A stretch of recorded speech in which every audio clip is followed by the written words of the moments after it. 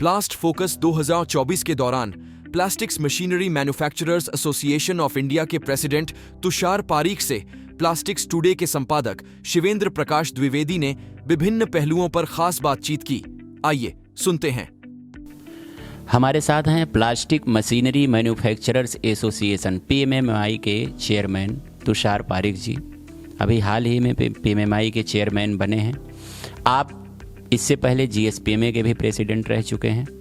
Plastic industry के अंदर खास करके ग्राउंड कमेटी में एग्जीबिशन का मास्टर कहा जाता है आपको। ग्राउंड कमेटी में इनका अपना एक्सपीरियंस GSPMA में भी प्लेक्सपो को लेकर के भी बहुत बेहतरीन रहा है। प्लास्ट इंडिया में भी इनकी ग्राउंड कमेटी की जो मैनेजमेंट है, जो व्यवस्थाएं हैं, उसका लोग लोहा मानते हैं। और आज यहाँ प्लास्ट फोकस इवेंट के दूसरे संस्करण में आपका मैनेजमेंट, आपकी व्यवस्थाएं, उसकी सभी लोग तारीफ़ कर रहे हैं। फिलहाल हम लोग सबसे पहले शुरू करते हैं प्लास्टिक मशीनरी मैन्युफैक्चरर्स एसोसिएशन से और बात करते हैं किस तरीके से प्लास्टिक मशीनरी मैन्युफैक्चरर्स एसोसिएशन के अध्यक्ष के रूप में इनका अपना विजन है, किस तरीके से उसको आगे बढ़ाएंगे, क्या इनकी सोच है उसको लेकर के। सर, सबसे पहले प्लास्टिक मशीनरी मैन्युफैक्चरर्स एसोसिएशन के चेयरमैन बनने की आपको बहुत बहुत बधाई। Thank you sir, thank you. और अभी sir, plastic machinery manufacturers association को आपने किस तरीके से आगे बढ़ाने की सोचा है? क्योंकि आपका अपना GSPMA को लेकर के भी काफ़ी पुराना अनुभव रहा है और मैंने जहां तक सुना GSPMA आपके रिज्यूम में एक नई ऊंचाई को गया। तो लोगों की अपेक्षा भी है कि प्लास्टिक मशीनरी मैन्युफैक्चरर्स एसोसिएशन के चेयरमैन के रूप में आप इसको कहाँ तक आगे ले जाना चाहते हैं, कुछ बताइए। बेसिकली थोड़ा सा मैं पहले एसोसिएशन के बारे में बता दूं। ये इंडिया के अंदर अभी करीबन 700-800 प्लास्टिक प्रोसेसिंग मशीनरी मैन्युफैक्चरर्स है, जिसमें से 400 ऑलरेडी हमारे सदस्य हो चुके हैं और बाकी के 400 भी आ जाएंगे। तो सबसे पहले हमारा ये एसोसिएशन बनाने का उद्देश्य वो था कि गवर्नमेंट ऑफ इंडिया में जो भी कैपिटल गुड्स की पॉलिसी डिसाइड होती है, उसके अंदर प्लास्टिक मशीनरी उद्योग का करीबन 10,000 करोड़ का हिस्सा है। फिर भी हमारी जो इंडस्ट्री है उसको इग्नोर किया जा रहा था, क्योंकि उनके पास कुछ डेटा था ही नहीं कि ये एक प्लास्टिक मशीनरी उद्योग इतनी बड़ी साइज में इंडिया में अस्तित्व है, वो उनको पता ही नहीं था। तो हमारा पहला उद्देश्य था कि हम सब का एक साथ में एक वॉइस इंडस्ट्री का वॉइस जो है वो गवर्नमेंट ऑफ इंडिया में जाना चाहिए। गवर्नमेंट इंडिया की जो भी पॉलिसी, इंपोर्ट की पॉलिसी होवे, एक्सपोर्ट का होवे, सब्सिडी होवे या कैपिटल गुड्स के बारे में जो डिसीजन लिया जाता है, उसके अंदर एडवाइजरी कमेटी में हमारा स्थान होना जरूरी था। हमारा 10 साल का प्रयत्न के कारण से आज हमको वो एक सदस्य बन गए हैं।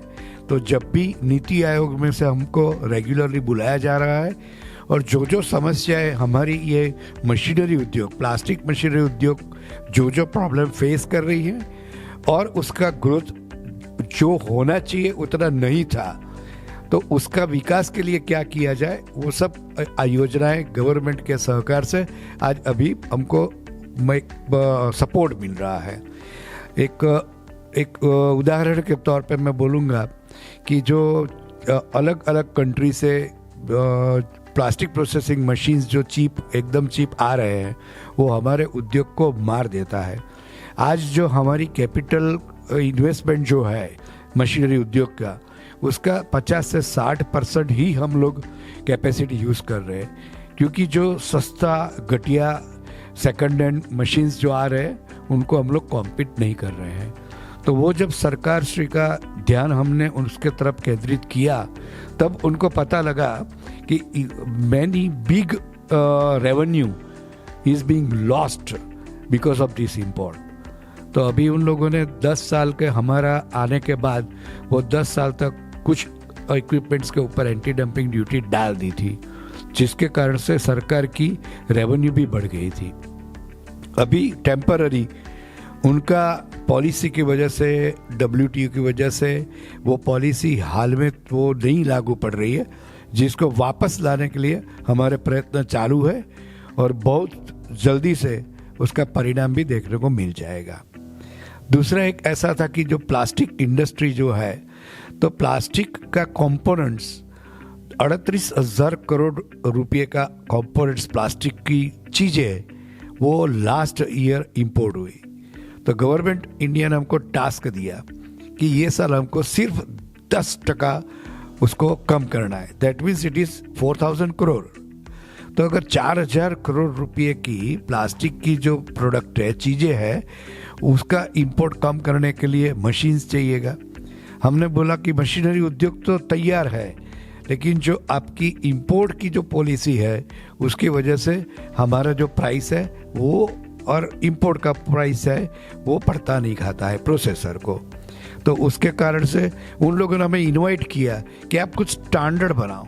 तो हम लोगों ने अभी एक मशीनरी का इंजेक्शन मोल्डिंग मशीन्स, जिसका 40% उद्योग जो है वो इंजेक्शन मोल्डिंग मशीन्स का है, तो हम लोगों ने वो एक स्टैंडर्ड बनाया है सब लोगों ने मिल के कि एक injection moulding machine European level के ऊपर लाने के लिए क्या क्या चीज़ें होनी चाहिए। अगर वही स्पेसिफिकेशन से मिलता जुलता कोई भी कंट्रीज आएगा तो government will approve it, otherwise government will not approve for this inferior quality of the machine in India, क्योंकि वो भारत का एक जो अपना फॉरेन करेंसी उसका लॉस है, और जो प्रोसेसर है उसको जानकारी नहीं रहती है पूरी कि एक मशीन आइडियल कैसे होना चाहिए, एक स्टैंडर्ड ही नहीं था। तो अभी BIS ने हमारा जो स्टैंडर्ड है वो अप्रूव किया है, और कल ही BIS से हमारा मैसेज आ गया कि your standard is approved, but our technical team, commercial team, they want to have a group discussion. तो ये एग्जीबिशन के बाद वो फाइनल हो जाएगा, और वो एक गवर्नमेंट का बाकायदा, वो जो गवर्नमेंट है उसके अंदर एक BIS का standard for to import any injection moulding machine from any country वो आ जाएगा। तो ये एक हमारी एन अचीवमेंट है, हमारा एसोसिएशन का एक अचीवमेंट है। अभी कैसे ये टेक्नोलॉजी को अपग्रेड करना, तो उसके लिए कुछ कुछ चीज़ें आज की डेट पे भी हमको 12 से 18% चीज़ें वो इम्पोर्ट की यूज़ करनी पड़ती है, because we are lacking with that technology. तो अभी जो हमारी चर्चा गवर्नमेंट से चल रही है, तो government is ready to give us some relaxation to import that technology in India.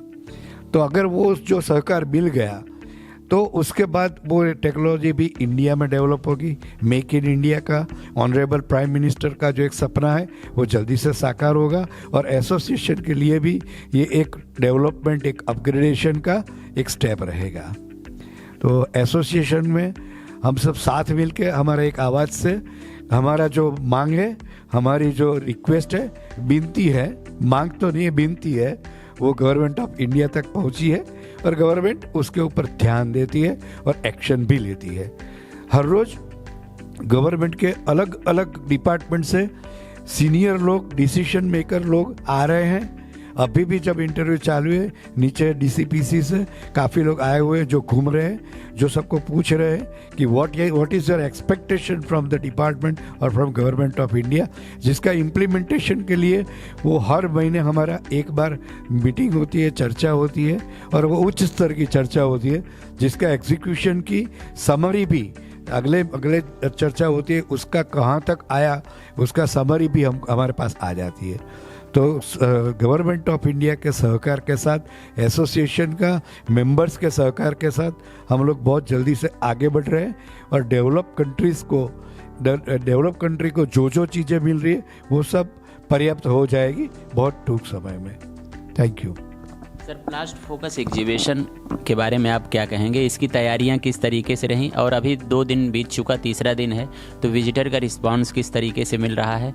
इसके चूँकि आपका एग्जीबिशन को लेकर के, ग्राउंड कमेटी को लेकर के एक अपना पुराना अनुभव है, तो उस अनुभव को आपने इस एग्जीबिशन में किस तरह से जोड़ा, तो इन सब बारे में थोड़ा सा बताइए। ये हमारा जो ये एग्जीबिशन है वो यशोभूमि IICC द्वारका में है। ये जो वेन्यू बनाया हुआ है, मैं करीबन ये साइज़ का या मेगा साइज़ का प्लास्टिक का 7वां शो है कि जिसमें मैं एक प्राइम मेंबर की तरह कर रहा हूँ, स्पेशली ग्राउंड। तो एक एग्जीबिशन मशीनरी उद्योग को, कैपिटल गुड्स को एग्जिबिट करने के लिए, लाइव डेमो करने के लिए जो जो फैसिलिटीज चाहिए वो सब इसके अंदर उन्होंने डाली हुई है।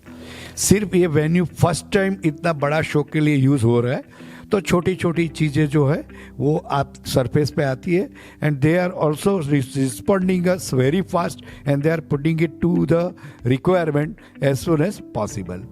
जो विजिटर्स का जो बात है, तो विजिटर्स के अंदर ये जो वेन्यू है उसका लॉजिस्टिकली बहुत अच्छा लोकेशन है, लेकिन फिर भी लोग को लग रहा है कि they are not acquainted to this new ground logistically, तो इसलिए थोड़ा विजिटर को गाइड करना पड़ता है। इवन गूगल के अंदर भी इसका लोकेशन ढूंढना थोड़ा तकलीफ हो जाता है, क्योंकि वो बार बार अलग अलग लोकेशन पे ले जाता है। एग्जीबिशन ग्राउंड है 3 लाख स्क्वायर मीटर का है, और जिसमें हम लोगों ने 1 लाख स्क्वायर मीटर का एरिया ऑक्यूपाई किया है, क्योंकि उतना ही एरिया अभी डेवलप हुआ है। बाकी का एरिया 2 फेज के अंदर वो लोग ला रहे हैं, हालांकि वो अंडर कंस्ट्रक्शन है। Exhibition venue is the best in India for any, better than any ground. और ये जो है यहाँ पर बड़े बड़े कन्वेंशन सेंटर्स बने हुए हैं। एक कन्वेंशन सेंटर है जिसकी कैपेसिटी 6000 है, एंड अनदर कन्वेंशन सेंटर जो नया बन रहा है इसकी कैपेसिटी ऑनरेबल प्राइम मिनिस्टर के हिसाब से 20,000 तक को ले जाना है।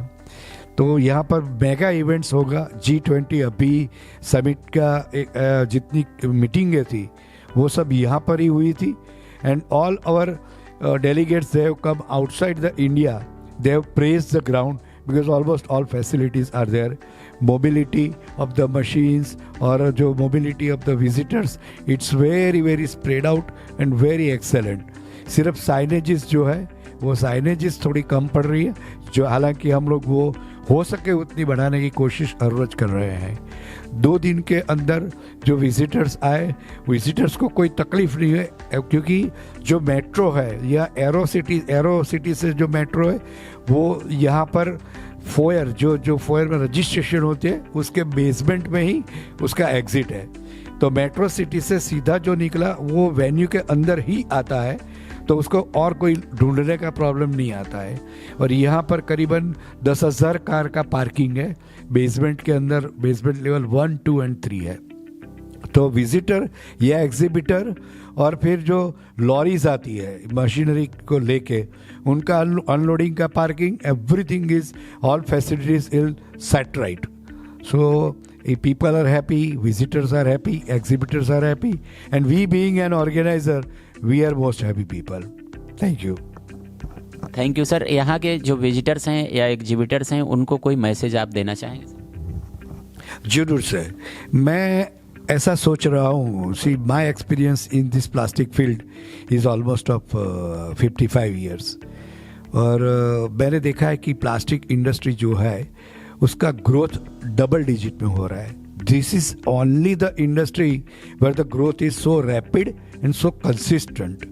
और अभी पर कैपिटा इंडिया के अंदर प्लास्टिक का कंजम्पशन एक साल में हम 16 किलो करते हैं, जबकि यूएस जैसी डेवलप कंट्री 116 किलो करती है। So you can understand that the opportunity of the development is 6 times yet to be filled. So this is the opportunity. Come for the plastic, invest for the plastic, and you will grow with the plastic. Sir, अभी नई पीढ़ी entrepreneurs award का आयोजन किया। नई पीढ़ी, plastics today और संयुक्त व्यापार, इन तीनों संस्थाओं ने मिलकर के प्लास्टिक और रिलेटेड इंडस्ट्री के जो 45 ईयर्स के नीचे के यूथ हैं उनमें जो बहुत अच्छा काम कर रहे हैं, जो बेहतरीन काम कर रहे हैं, तो उन पे फोकस किया और उनको अवार्ड से सम्मानित किया गया, नई पीढ़ी एंटरप्रेन्योर अवार्ड से। तो इस तरीके के आयोजन को लेकर के आपका क्या कहना? First of all I will thank you कि आपने के आइडिया लेके आप आए हैं, और ये जरूरी था। You know, inspiration for the innovative people is always a fuel to them. तो आपने सबसे पहले दफ़े ऐसा प्रयत्न किया, बहुत सक्सेसफुल रहा, and industry is appreciating. Industry was waiting कि कौन सा एसोसिएशन ये चालू करेगा। तो एसोसिएशन ने तो नहीं किया, लेकिन आपने जो किया वो रियली प्रशंसनीय एक कार्य किया है। और उसके कारण से काफ़ी नए एंटरप्रेन्योर्स जो है वो अभी बाहर आ रहे हैं। अभी तक वो लोग कर रहे थे, वो सीमित था, उनका काम दुनिया के सामने आया नहीं था। हालांकि वो काम आपने किया कि उनको दुनिया के सामने वो चेहरा रख दिया, और उसके कारण से अभी उनका भी थोड़ा मनोबल दृढ़ हो गया है कि नहीं, हम काम करते हैं तो रिवॉर्ड मिलता है। तो ये रिवॉर्ड जारी ही रहना चाहिए। हमारा एसोसिएशन का पूरा सपोर्ट है आपके साथ, और हम भी आपको ढूंढ ढूंढ के दिखाएंगे कि ये भी एंटरप्रेन्योर है, आप वहाँ तक पहुँचो। So association will definitely thankful to you always for bringing such a brilliant idea on the surface. Thank you. Thank you very much.